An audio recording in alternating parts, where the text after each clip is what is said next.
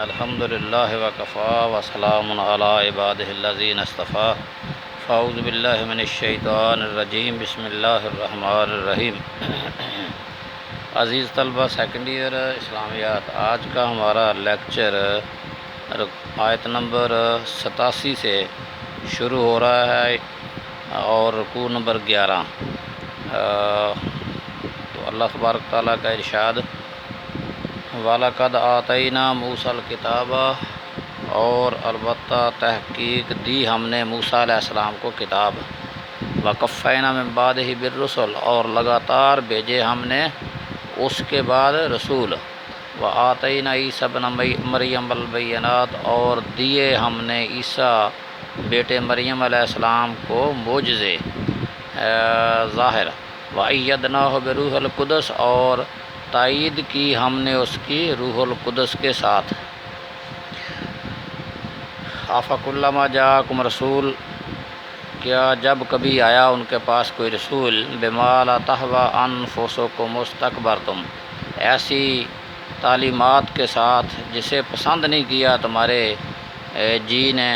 تمہارے نفسوں نے تکبر کیا تم نے، فَفَرِيقًا كَذَّبْتُمْ، پھر جھٹلایا تم نے ایک گروہ کو، وَفَرِيقًا تَقْتُلُونَ، اور ایک گروہ کو تم قتل کر ڈالتے تھے۔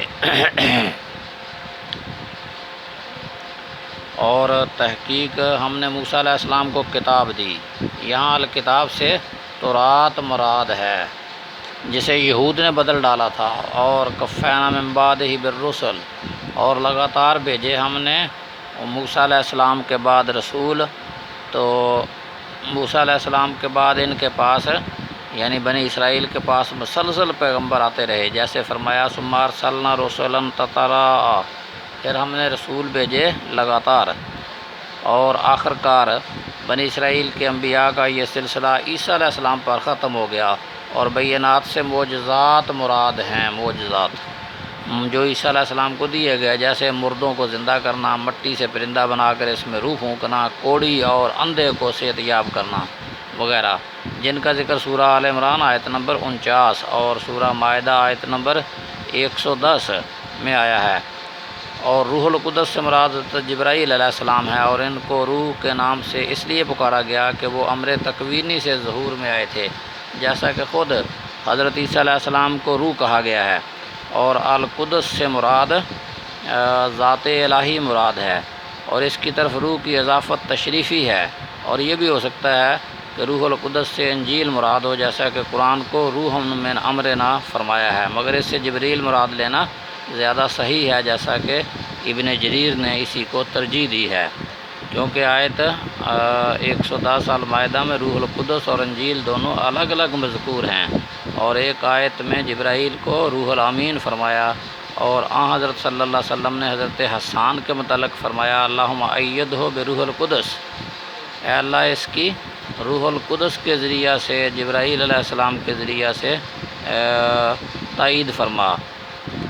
اور ایک دوسری حدیث میں ہے وجبریل معاک، جبرائیل تمہارے ساتھ ہیں، معلوم ہوا کہ روح القدس جبرائیل علیہ السلام ہی ہیں۔ پھر فرمایا اللہ تعالیٰ نے افکلما جاءکم رسول،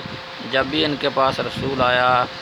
بما لا تہویٰ، ایسی چیز کے ساتھ، ایسی تعلیمات کے ساتھ، لا تہویٰ انفسکم، جس کو ان کے جیوں نے پسند نہیں کیا، تو کیا کیا انہوں نے، استکبرتم، پھر تم نے تکبر کیا، اور ایک گروہ کو تم نے جھٹلایا اور ایک گروہ کو تم نے قتل کیا۔ جن پیغمبروں کی انہوں نے تکذیب کی، ان میں حضرت عیسیٰ علیہ السلام اور محمد صلی اللہ علیہ وسلم شامل ہیں، اور جن کو قتل کیا ان میں زکریا اور حضرت یحییٰ علیہ السلام داخل ہیں۔ وقالو، اور انہوں نے کہا قلوبنا غلف، ہمارے دل غلاف میں ہیں، بل لعنہم اللہ بکفرہم، بلکہ لعنت کی ہے اللہ تعالیٰ نے ان پر ان کے کفر کی وجہ سے، فقلیلا ما یؤمنون، پاس وہ بہت کم ایمان لاتے ہیں۔ یہود کہا کرتے تھے کہ ہمارے دلوں پر غلاف ہیں، یعنی تمہاری کوئی بات ہم پر اثر نہیں کرتی، جیسا کہ دوسرے مقام پر قلوبنا فی اکنۃ مما تدعون الیہ، یعنی جو دعوت تم دیتے ہو اس سے ہمارے دل پردہ میں ہیں۔ امام احمد بن حنبل نے مرفوعاً ذکر کیا ہے کہ حضرت حذیفہ سے